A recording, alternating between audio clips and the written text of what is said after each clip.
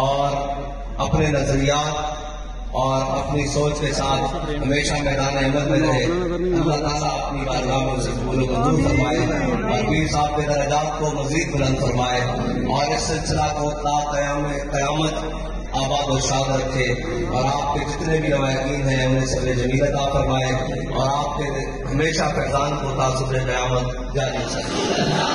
مرد حق حضور پیشوا اہل سنت زندہ باد.